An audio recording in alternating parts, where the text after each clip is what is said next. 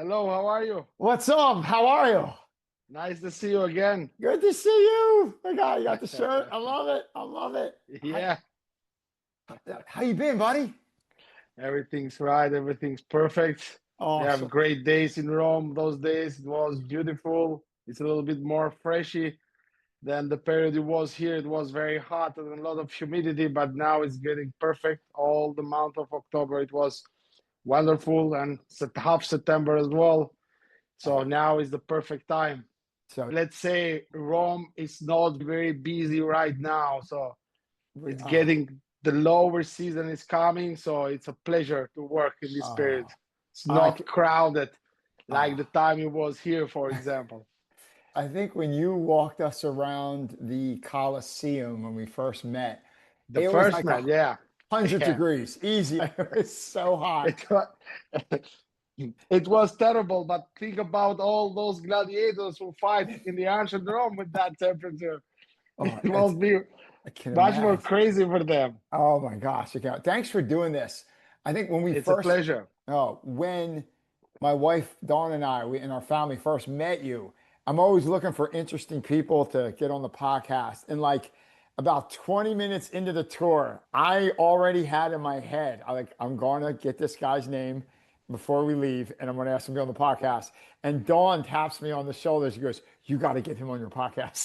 I appreciate that because if it was not for you, I was like, I never do something like that. But talking with you, it's a pleasure because it's very nice having conversation, and I like that. Let's go. What we'll do is we'll Beautiful. walk through Rome, the artwork, the history. Here we go. Enri Pietri, Yes. welcome to Yeah. Built Not Born.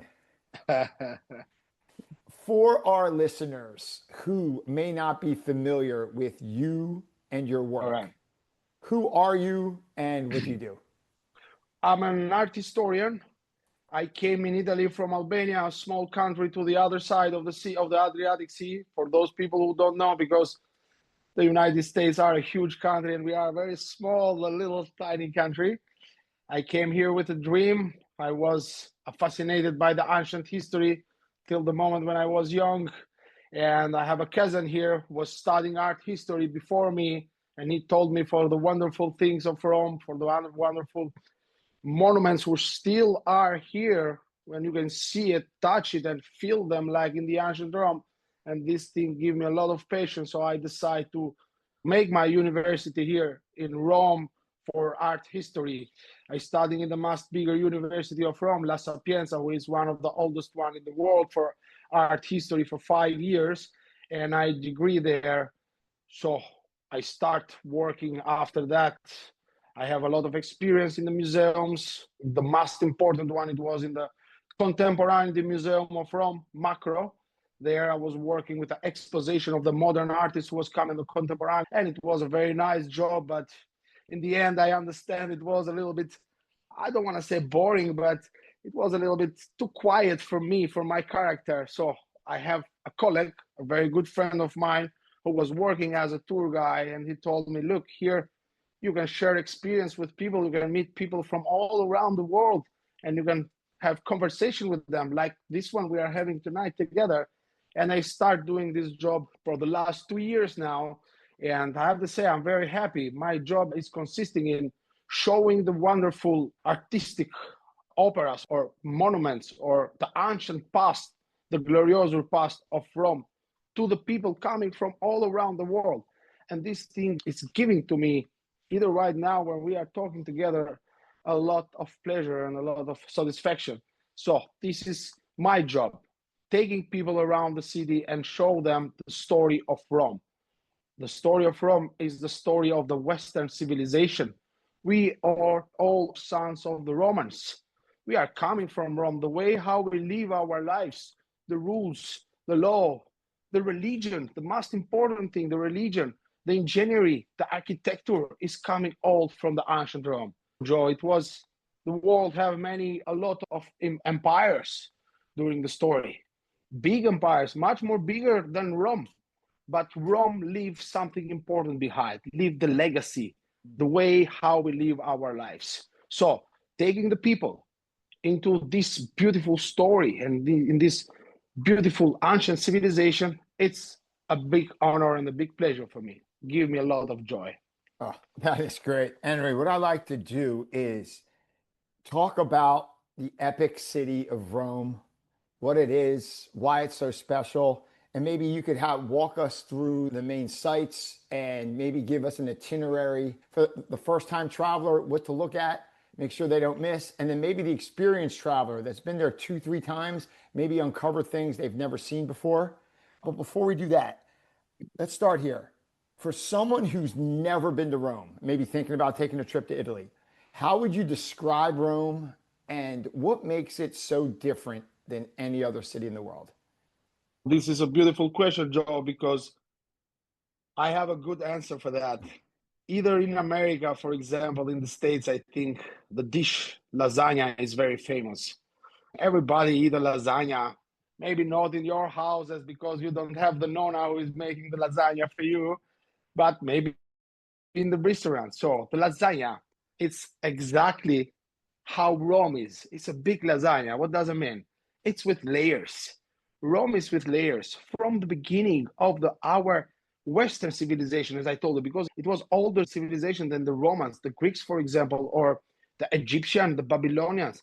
But Rome is the only country in the world, because it was a country, it was not just a city, who all the story of the past is still here in layers and layers of the story. You can start from the foundation.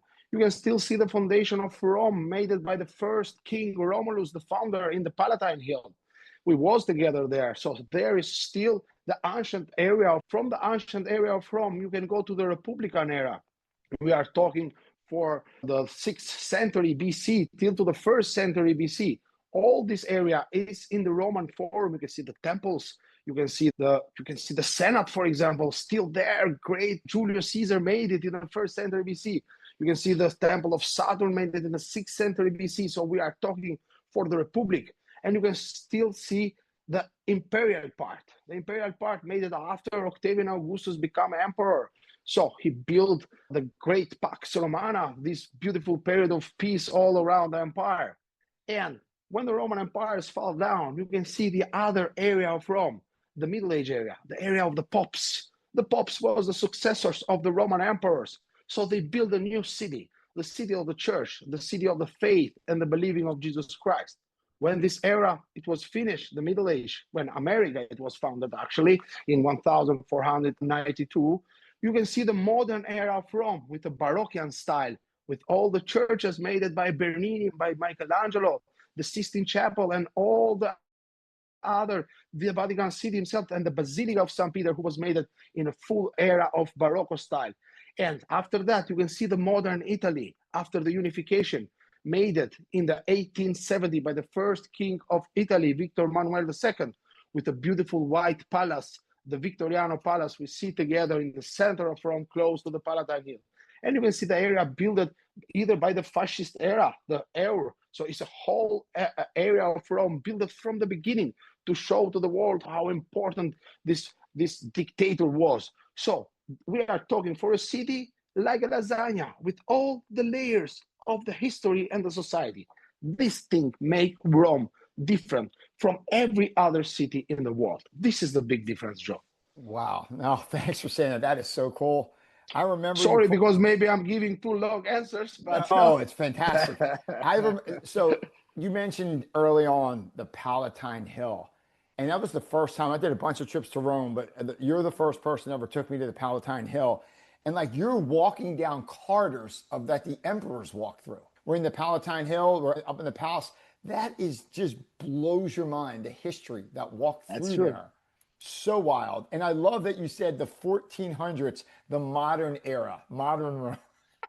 Yeah. 1400s. That's 300 years before this country was, the United States was even established. Like it's so crazy. Well, you're saying modern Rome's here, and you're like, that's 14 something. It's so crazy. It's nuts. And what you mentioned the Victor Emmanuel Monument. So like it is beautiful. It looks like an ancient Roman temple. It's white. It's gleaming. That's right. It's got one of the most unbelievable views up top. You take that elevator to the top and you got 360 of Rome. Yeah. But what do you think of putting that right in the middle of the Roman Forum? What are your thoughts?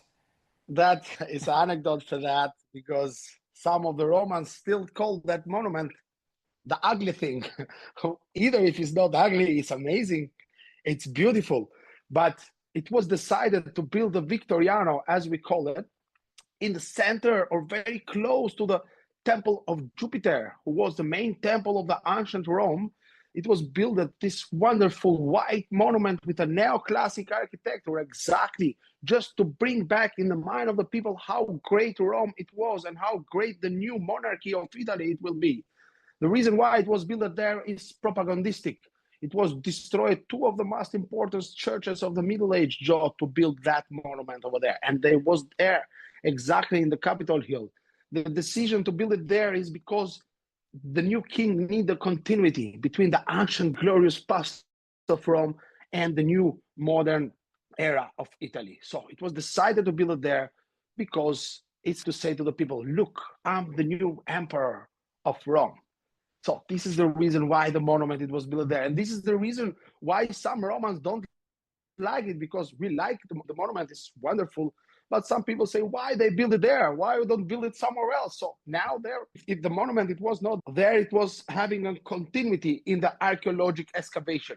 You see the Roman Forum, how it was. It's like excavated, digging, and making those beautiful archaeological work. But that monument over there stopped forever the chance to make the excavation. Wow, that's so crazy. And then, and also too, you notice you have this forum, and it looks like there's two forums because it's cut in half. But then who put, like Mussolini or somebody? There's a road that right is the down other the middle. That's crazy. That is the other problem in the structure of the Roman Forum, because for the people who know it and for those who will come in the future in Rome, they will see this road in the middle who is cutting in the half the Roman Forum to a side and the Imperial Forum to the other side. The difference between the two parts of the Forum, one called the Roman Forum and the other one the Imperial Forum, is the Imperial Forum, it was made a little bit later when Rome, it was an empire. So there are beautiful and amazing temples like the Temple of Mars of Octavian Augustus, when he swore he will revenge his father Julius Caesar after he win the war against his assassin Brutus. He decided to build this temple dedicated to the god of the war, Mars. The temple, the Forum of Trajan is to the other side, the Forum of Nerva. So Mussolini cut it in half, the Forum, just to build this road in the middle, because from his office in the end, he wanted to see the Colosseum. And for the same reason, to have this continuity between the two dictators, let's say it like that, from the past and from the modern. So the ancient emperor and the new emperor of Rome, Benito Mussolini. That's so crazy. That's so Italian too. Oh my God. So he can see the Colosseum. Oh my God. So you mentioned the Colosseum. So you specialize right now in tours of the Vatican and the Colosseum. What makes those two sites so special? And why are so many tourists, they're the first move when they go to Italy, they're the first two things they see? The two monuments are special because they are showing us a part of our history. Let's talk about for the most ancient one, who is the Colosseum. The Colosseum it's an important site because it's, first of all, it's one of the seven wonders of the ancient world. It's a masterpiece of architecture, of line, of design, and stability. This is the first reason why it's so important, the Colosseum.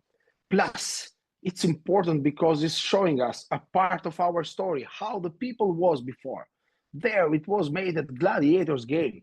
There, it was made at battles against the beasts coming from all around the world, from South Africa, from India. Can you imagine the logistic job to bring all those animals here?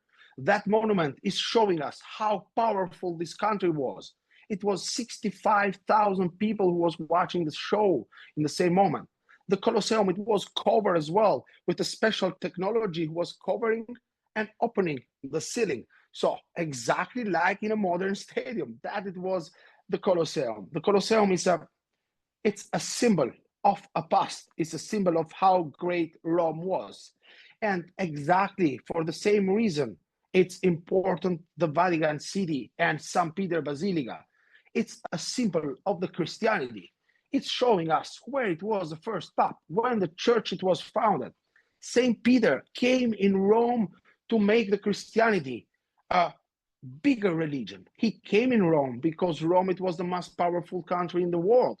And he was saying, he was thinking, extending the message of Jesus from Rome, it will be easy for this message to go all around the world. And this was the best decision for the Christianity, but not so good for Peter, because he was arrested by the Emperor Nero for the big fire of the city of Rome. So the Vatican City is important because it's the house of the man who found the church. Because if the Christianity born with Jesus Christ, the church, it was founded by Peter, and he was founded here. He founded here in Rome. And Peter, it was called by all the community, Papa, who doesn't mean father, you know that very well. And after the death of Peter, the second on charge becomes second Pope, till to the 267 Pope, our dear Leo the 14th from Chicago. So the Pope of Rome is the new Peter, and the new Peter is the Pope of Rome. The church, it was founded here before to become many pieces and to divide it in many type of Christianity. Plus, the Vatican City is the symbol of the faith, but it's a symbol of artistic works, of sculptures, paintings, architecture. More than 60,000 masterpieces are preserved there, George. The Vatican museums are the third biggest museum in the world, but the most important for the artistic work who are preserved inside. That thing I told you before, from the beginning of the Roman history till to the modern era, the Vatican museums have everything inside. They have the bibliothèque, the most important archive in the world and the most ancient one. They have the Pinakothek with all the paintings of the human history. They have sculptures of the ancient past, and they have sculpture of the modern era till to the contemporary era. So it's not just the symbol of the faith, the Vatican City. It's museum in an open space as well. So it's important for the art history, it's important for the religion. And the Colosseum is important for the ancient glorious past of Rome, because in the Colosseum, it was the story of Rome. What's the one thing tourists completely misunderstand about Rome before they get there? What's Maybe the Trevi Fountain, because they think putting a coin in the Trevi Fountain, all your wishes will become true. But actually, you have to put 3 coins inside the water, not one. The first one, to meet somebody, find love. The second one, to marry him. And the third coin, to come back together with him in Rome. So this is the tradition of the 3 coins, the real one. But to make it shorter, they just put 1 coin, and they think with that all your wishes come true. And another misunderstanding is putting coins or threw up those coins in every fountain of Rome. It's not working like that. It's just one, the fountain. It's Trevi Fountain. So told this to everybody. Just the Trevi Fountain and 3 coins. If you are already married and you find the love of your life, just don't throw up your money. Take it with you, because you're already done with that story. Save your money. Save it. Save your money. Right? How about this? When you think about Rome's 3,000-year history, what era or period do you find yourself drawn to the most when you're walking around the streets? Joe, this is a very hard question, because it's so many of the periods for me who are important and beautiful.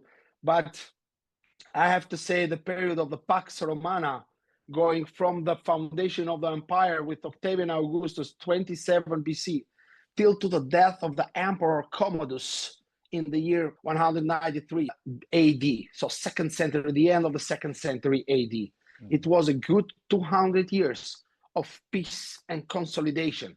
When I'm talking about peace, I'm not saying peace without wars outside Rome or in the provinces. I'm talking for a general peace, so without too many big wars. This was a period of expansion, and Rome consolidated the power. But if I have to choose a period or an emperor, absolutely I will choose the Emperor Antoninus Pius.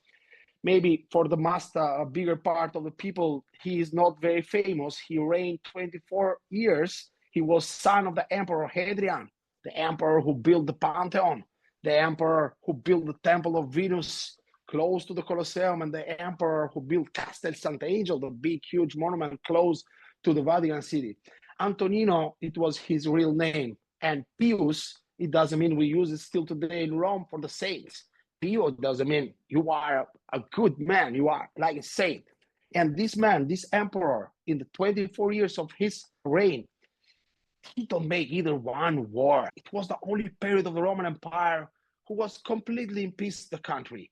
The arts grow up, the literature, the monuments, the temples, the people was in peace, and mostly he don't make either one persecution against the Christians, Joe, because that it was a period when the Christians die just because they believe in Jesus Christ.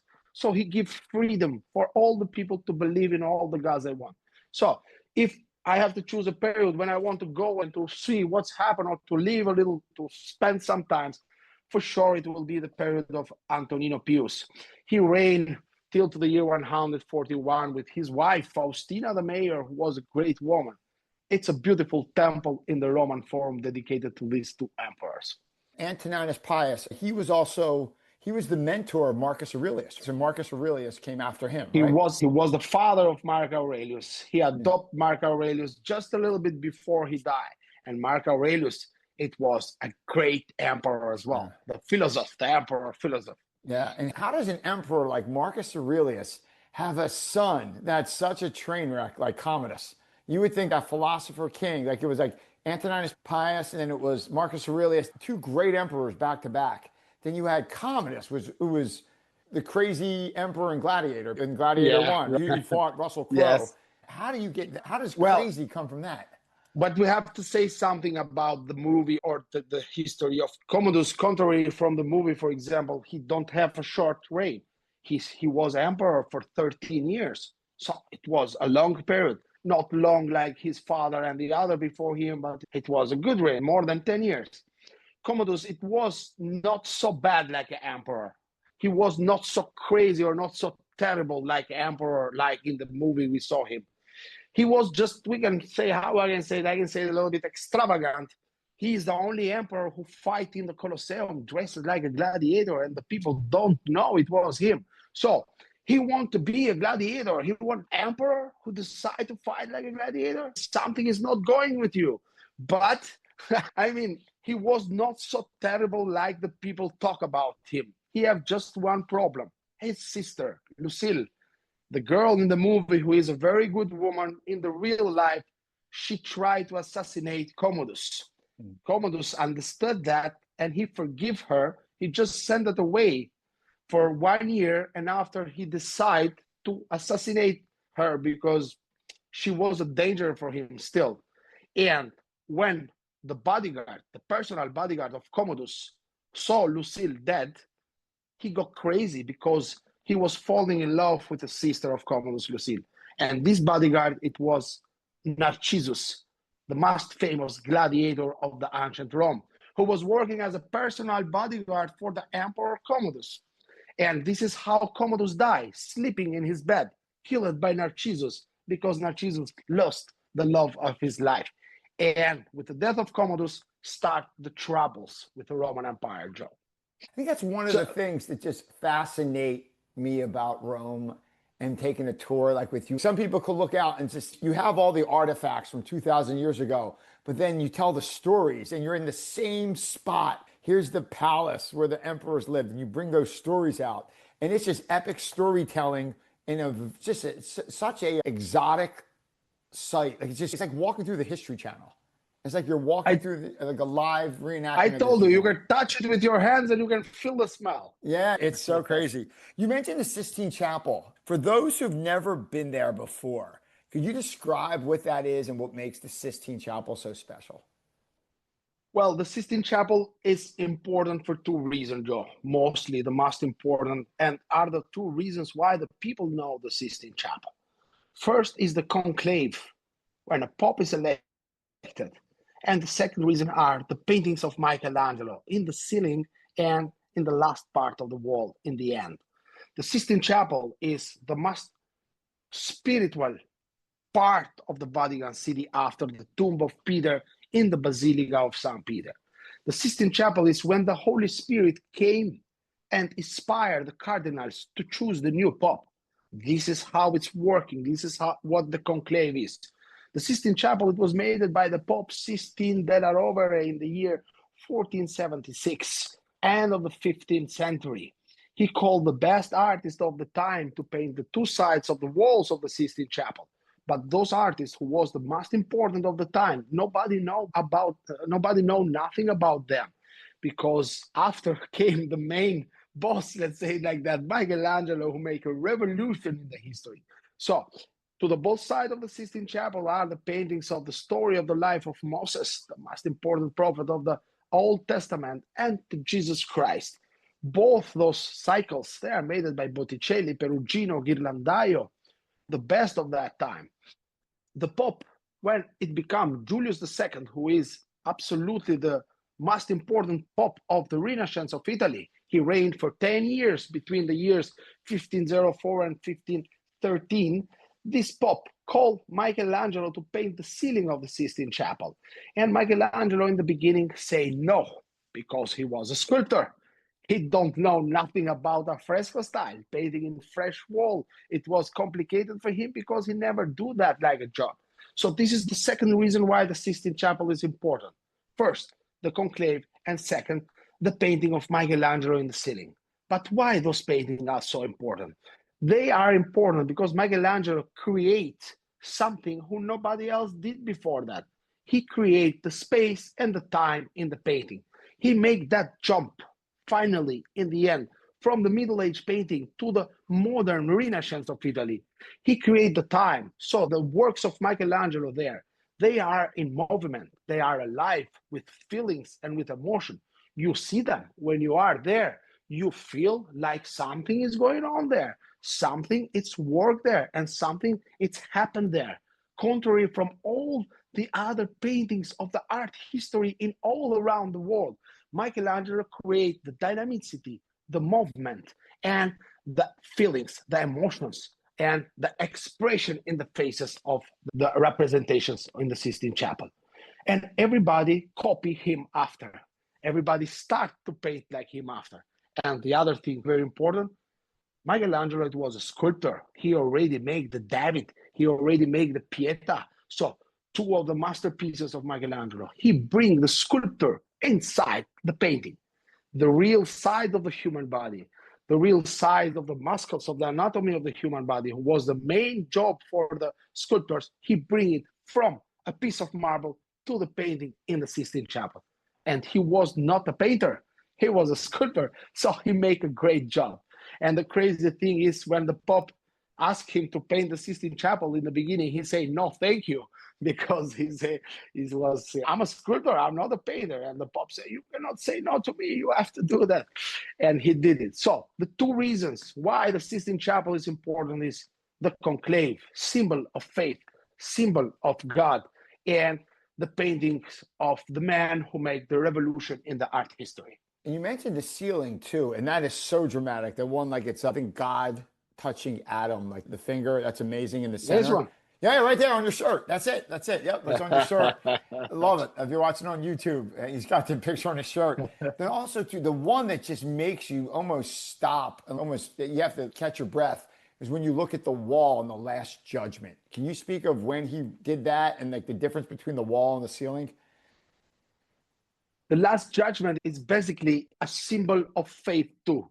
Why? Because that is the place where the Pope go to pray, for example. The Last Judgment is to remind to everybody, we are all the same in front of God. And Michelangelo decided to paint all those people over there naked in the beginning. So everybody's naked in front of God. When Jesus Christ come back, he will be a judger. He is not the sweet and the kind Jesus we see everywhere all around. He is a Jesus with muscles in the Last Judgment. Either the Virgin Mary is scared. St. Peter is watching him, giving him the keys of the kingdom of the sky. St. Paul is watching him scared. All those people with those expressions, with these emotions, they are looking to him and wait for his decision. But it's not the decision of Jesus Christ. It's how you live your life. The Last Judgment, it's a piece of story when the angels are calling everybody to go in front of Jesus, the judger. And if you live a life like a real Christian, you will live in paradise with the angels. They will help you. They take them and bring them up in the paradise. And if you don't deserve that, because you was not a good Christian, you will go and you will spend the eternity in the hell. This is the iconography. But if we are talking for the technique, is a masterpiece because it's that I told you before. He brings the sculptor in the painting, the body of Jesus Christ. It's coming from a beautiful sculpture Michelangelo found and restored. It was the famous Torch of Belvedere. It's a masterpiece of the ancient Rome, who is conserved in the Vatican museums. And the face of Jesus Christ in the Last Judgment is taken by the beautiful sculpture of Apollos of Belvedere we see there. So Michelangelo take the ancient sculpture coming from the ancient Rome and bring it in the modern era of the painting. So he make the great Roman art in the Renascimental art. So he bring the size, the expression, and the real human body in the Sistine Chapel in the Last Judgment. So the technique and the symbolize of this painting, it's very important, and it's absolutely a masterpiece. Plus, he used the blue color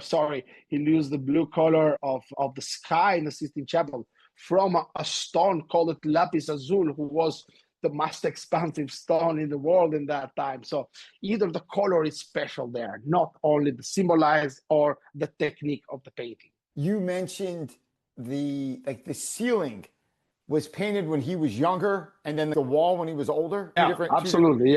Yeah. How many years are between the ceiling and the wall? A difference of 25 years. 25. He painted the ceiling in 4 years, Joe, and he have just one request for the Pope. He start the Pope give him some collaboration, and he say, "No, thank you. I don't want nobody."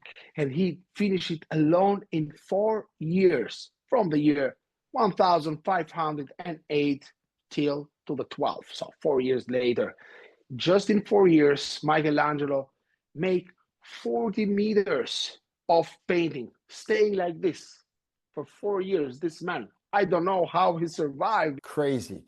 And the Last Judgment, it was made in 1537 after, so 25 years later. Wow. When he was grown, he have a better technique and absolutely a better style. If Michelangelo walked into the Sistine Chapel today, would anything surprise him? Would it be like he just left it? What would he think if he walked in today, from your perspective? He will say just one thing, Joe.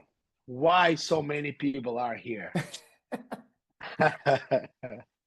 The same thing, Joe, we say every day when we go there. Why so many people so crowded. Here? Oh my God, it's so many people. Yeah. That's probably the one unenjoyable. When you get there, it's like the end of the tour, and you're so excited. Like the tour leads to that, and you get there, and it's overwhelming, and it's so crowded. And it's, oh my gosh, it's so crowded. And everyone's yelling at you. But by the way, this for sure, it will be one of the words said by Michelangelo. But for sure, Michelangelo, normally the artists, when they are alive, they really don't understand how great they are. Artists need to die to become great after his death. But Michelangelo was one of those who know very well he was great. So yes, he will say, oh my God, here is very crowded, but I think he will appreciate that because he make a good job. No doubt, man. He's the GOAT. It's so cool. So cool. How about this? Let's get a bit practical now. So someone's coming to Rome. They're doing Italy. They're flying from the United States, and they're doing a week, 10 days in Italy, and they're giving Rome 2 full days, 48 hours. So if you had 48 hours to show them Rome, let's go 3 days. I'm sorry. Let's leave 1 day for the food, Joe. Let's go. Let's say a day to eat something. Yeah. Let's say somebody was flying over from the States and they were doing a week, 10 days in Italy, and they're going to give 3 days in Rome. What would those 3 days look like? What they going to do in those 3 days? Yeah. Give us an itinerary that they could see in those 72 hours. What does that look like in Rome? I will make those days between art history, Joe, and food, and discovering the authentic spirit of the modern Rome or the past Rome. So what does it mean? For sure, the people who came here for 2 or 3 days, they need to try to do a small part of the city, but everything, starting from the ancient Rome. For sure, they have to see the archaeological part of the Colosseum and the Palatine Hill and the Roman Forum. There, with a good 3 hours, they can make the tour and they can understand a lot about that. The first day, I will describe it like this: making a tour, and after eat a good dinner in an area of Trastevere, for example, who is an authentic spirit of the modern Rome. Not mostly in the evening, but during the day, early in the morning, you can see the old ladies with those, after they wash the clothes, put it in those windows. So you can see the authentic spirit of Rome. So I will describe the first day going in Trastevere, for example, to make breakfast and to eat a lunch, to eat one of the typical dishes of Rome, like a matriciana or carbonara or a pizza, Roman style, or some other typical food of the area, and after make a tour. I will describe after the night eating a gelato or having Aperol spritz in one of the most beautiful areas of Rome, like Piazza Navona or Piazza Campo dei Fiori, where authentic area where the people go out with friends and make aperitivo. This is the first day. The second day, for sure, Joe, I will make it the Vatican City to see the other side, because Rome is like a coin. One side is the ancient Rome, and to the other side is the Christian Rome. So the second day, I will make the Vatican City, the museums, the church, the basilica, and all the area of the most smaller country in the world, which is special. It's like a diamond in the middle of the other things over there. And for sure, the third day, I will make the squares, Joe. So I will see the Baroque face of Rome, because the Baroque face of Rome is everywhere. It's in the churches. People here either don't need to pay nothing to go in the museums, for sure, Colosseum and Vatican City, but the other one, the paintings, the sculptures, the architecture, they are in the churches. And in Rome, Joe, we have 945 churches.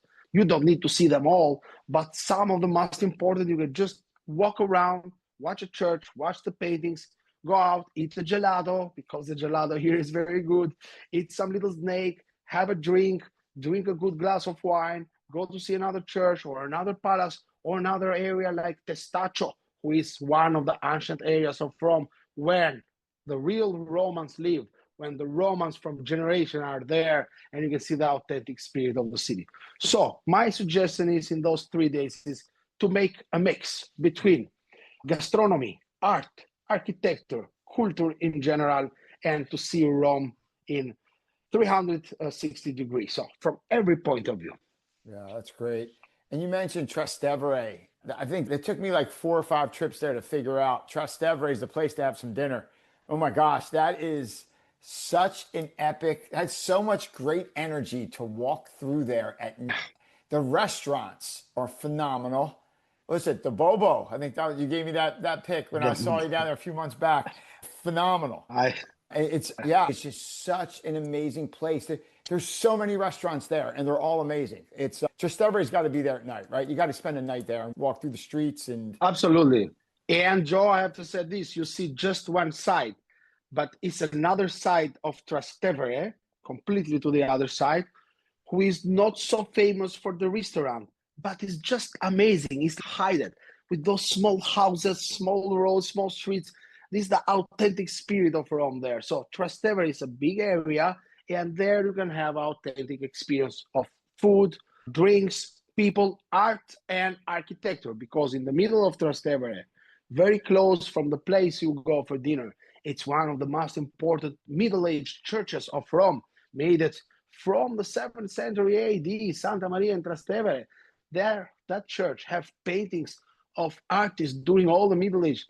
And the most important one, it was Pietro Cavallini, a great Roman painter. So you can walk to eat a lunch, but after the lunch, you can have a walk and go inside the church and masterpieces just like that for free, without paying nothing. You go there and you see those things who nobody else in the world have it.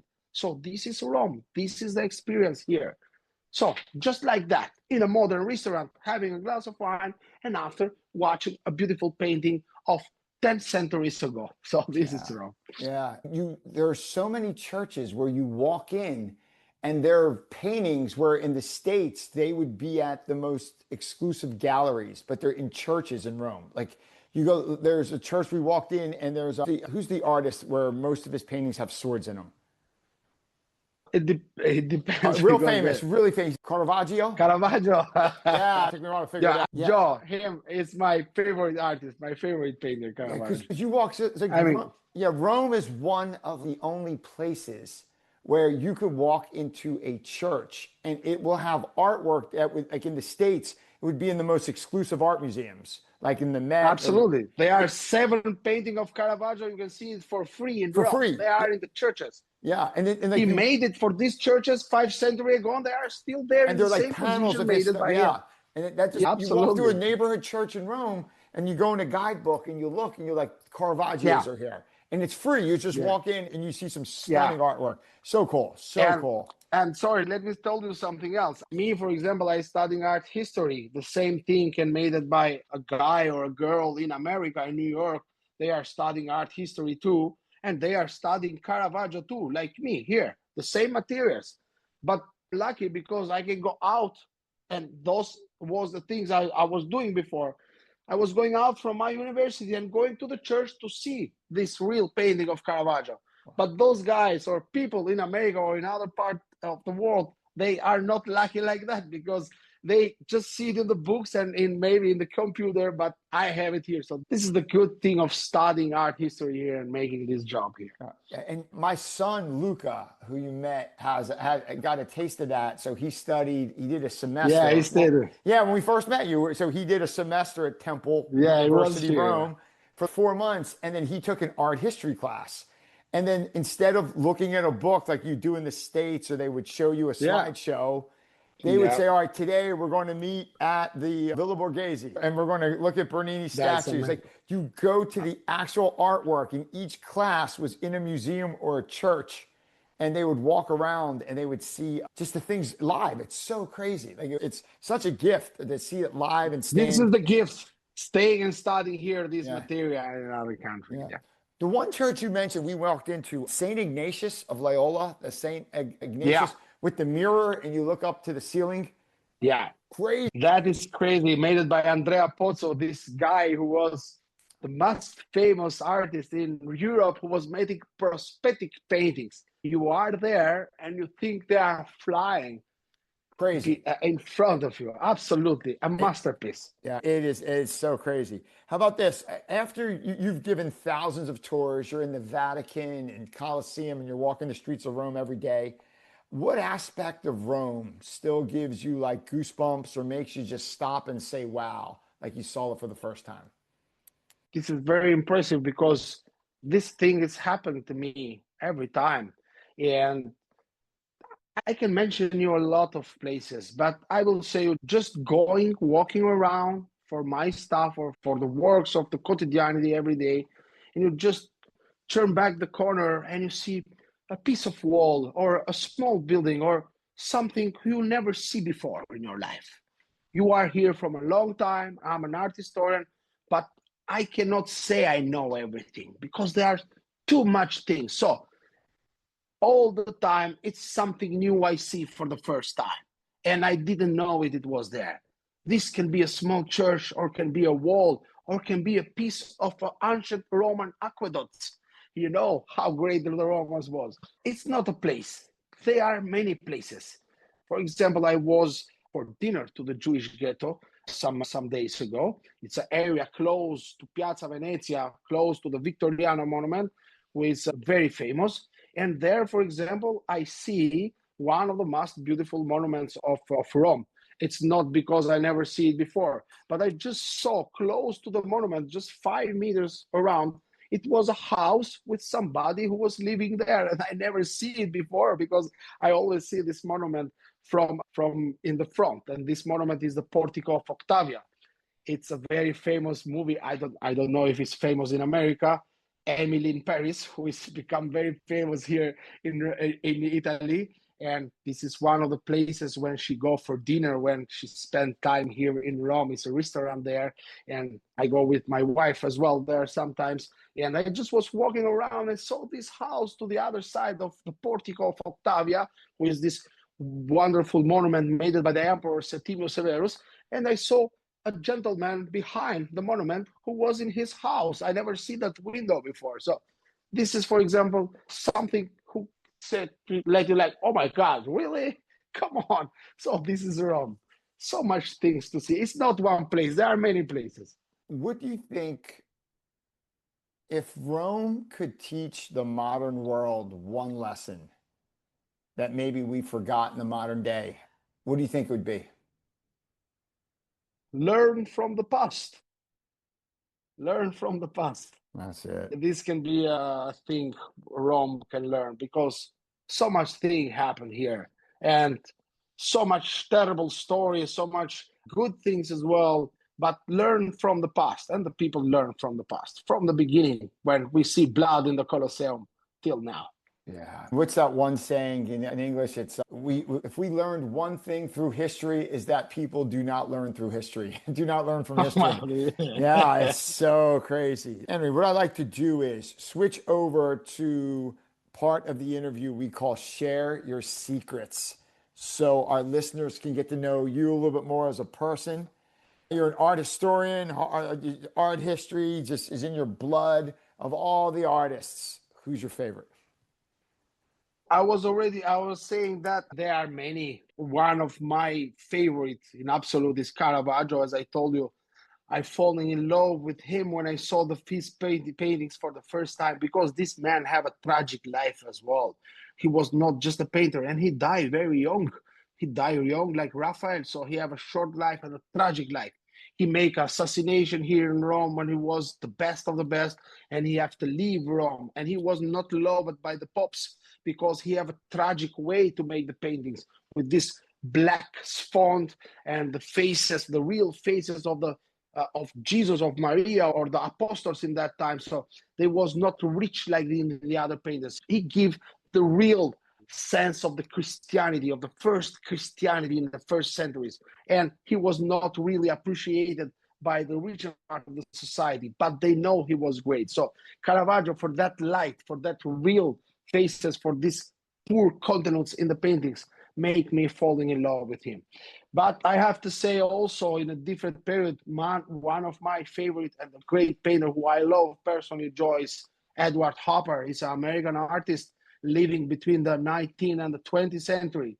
And one of my wishes and my desire is to come in America one day because I love this country and the people coming from there, and to visit the personal museum of Edward Hopper, who is in Nyack, close to New York. He is a painter from New York. He paints the real life, the real lonely life of America in the beginning of the 19th and the beginning of the 20th century. He have those amazing paintings of those subjects, and it's fantastic. So my wish is to come and to saw one day his work in his house in Nyack. Did Edward Hopper, did he do that diner picture where they're all, him. right? It's him. It's him. That's yeah. I remember it's him. And they're all real lonely. Like the waitress looks lonely. The guy at the counter. Everybody's look lonely. It's just like so, you want to say, just talk to each other. You guys all look lonely. Yeah. Like, why don't you start talking? You want to do that, but you can do because he leave this suspense. Yeah. He is an amazing artist, absolutely. Is this work in New York City? Where is his work? No, he worked also in Paris. He worked in New York City, and he worked all around. He have a period in Paris as well when he came and meet the other important artists of the beginning of the 20th century. But he never changed his style because he put the human being in the center of the painting in a time when everybody was making things, other things, but not with a human being in the center. He have this style and this melancholic style, who I like personally. Thanks for sharing that. How about this? There's some long days as a tour guide. Rome is like for all summer long, it's like 100 degrees, so hot. You're taking thousands of people on thousands of tours. Enri, when you need to clear your mind or recharge your body, what do you do? I have two options. Going in Tuscany and having a good bottle of wine. Well, there, Tuscany, it's amazing. Or going in Trastevere with my wife and having a good glass of beer in a place who make artisanal beers, and very small place, but this is relaxing me a lot. Wow. So it depends if I want to stay here or if I want to go out. But told you, after a good day of work and a hard job, meet my wife and going for a beer together, that is a thing who is giving me a lot of peace and recharge me with the good vibes. No, oh, that's fantastic. And your wife, she's a sommelier, right? What is she do? She's a sommelier. She Oh my, was for many years a sommelier. Now she's making something else, but she always be a sommelier when she come back at home with a good bottle of wine. She's still a sommelier. that is fantastic. That's awesome. I'm a lucky man. That is great. Wrapping up here, Enri, if you could have everyone listening take just one lesson away from everything we discussed, what would that lesson be? Came in Rome, absolutely, if you never came, because you will understand a piece of the human history very well. I mean, from very close, and you will understand and you will open your mind and your spirit to a new experience. This is my thing to say to everybody, because I'm living here and I understand how important this country is. I know a lot of people are coming here for many reasons, but so much things to see in Rome, and so much life and so much spiritual things you will understand him. So here, came in Rome if you have the chance, and you will see something else from your quotidianity life, from everywhere you are. Here's two fun questions to wrap up here. Enri, if you could spend the day with anyone, alive or dead, famous or not famous, who would you spend the day with? Julius Caesar. Whoa, cool. Absolutely. Wow, what would you do with him? What would you do? I don't know. I just want to ask him how great, how is possible that man win all the battles he did. It was just fantastic, and he was a charismatic leader. He was, either the name of the emperors after him, they take the title of Caesar. So either if your name it was Octavian Augustus, you become Caesar Octavian Augustus. Either the ancient Russian kings, they was called themselves Tsar, who is coming from Caesar. The German emperor was calling themselves Kaiser, who is coming from Caesar. So everybody take his name after. And I don't know, I just want to talk with him, to stay like 1 hour and to ask him things. So this is, I know maybe, but this is, everybody want to do that, but this is the truth. That would be so epic. I remember the one history class I took. He like stood at the edge of the Rubicon and let's the die has been cast, or let's roll the dice. He said something like that. Il dado è tratto. What does that? He said dado è tratto, what does it mean? We are now, it's over. We did it. So let's go. Let's go. Because, he crossed the Rubicon and he said we cannot come back anymore. Wow. So il dado è tratto. Let's go now. The die has been cast. That is so wild. That's so cool. That would be an epic day. Oh my gosh, you and Caesar. Absolutely. Last question, Enri Pjetri, if you had to get a quote or a saying tattooed on your body, what would that quote or motto say? Joe, I was thinking for real to do something like that when I was a little bit younger. And falling in love with Rome, you can understand that. I was thinking to do SPQR, who is the most famous Roman word around the world, who doesn't mean the Senate and the people of Rome. SPQR, Senatus Populusque Romanus in Latin language. This abbreviation is all around Rome and everybody can see it, because the Senate and the people of Rome decide for everything in the ancient Rome. SPQR. Wow. And that but it was long time ago. I don't want to do this now because I don't want to make a lot of tattoos now. Back in the day, you see it. It's on the manhole covers. It's on the street signs. It's on. It's everywhere. The SPQR is everywhere. It's so wild. Everywhere. That's something Maximus would get. I think that's something you would see on Gladiator. Yeah, here you have it here in the shoulder. Yeah. I think SPQR is about as good as a spot as any to wrap this up. Enri, I'd like to thank you for joining us, my friend. Thank you so much, Joe. It was a pleasure for me. Oh, it was so great. Thank you for the epic tour of the Colosseum and a couple months later of the Vatican. So good. Henry, if people are I'm looking, waiting you here because I have to give you a tour in the Borghese Gallery, who is the most richer private collection of the world. Absolutely, the next time you will came here, we have to go there together. done deal. I hit the Borghese, so done deal. Next time we're there, you, me, and We Dawn know in it the was there, but we have to do it again No, we together. need it. We need you to give us the private. There's nothing like a private tour of something. It just brings it alive. Well, Henry, absolutely. if people are looking for you, and if they're looking for a private tour in Rome of some of the places we spoke, or they want to touch base, how can people find you? I have my Instagram and my phone number, so that is the way how the people can contact me. Sure. So that is the easier way to contact me, and I'm here for everybody. Everybody can ask me in advance, and they can call me, and for everything they need. Either if they don't want a tour but they need information, I am happy to help people. And yes, I'm here. So for any advice on tours or to take Henry's private tour of the Vatican, the Colosseum, or other places in Rome, reach out to him. We've been on his tours. I've been on his tours. They are epic. They bring Rome to Thank you, Joe. life. Oh my gosh, you bring it to life like no other, and that's addictive, dude. Henry, thank you, my friend. So good to see you. Thank you so much. Thank you for the You have restaurant recommendation. you have a good shirt too. Oh, I got it, man. I got it when I saw you last, man. I appreciate you, man. You keep rocking. All the best to you and your wife, and I hope to see you again so soon, much. man. God bless you. Thank you and your family. Thanks. Peace. Thank you. All right. All the Grazie, best, bro. brother. I'll see you, brother. Ciao. Ciao. Grazie.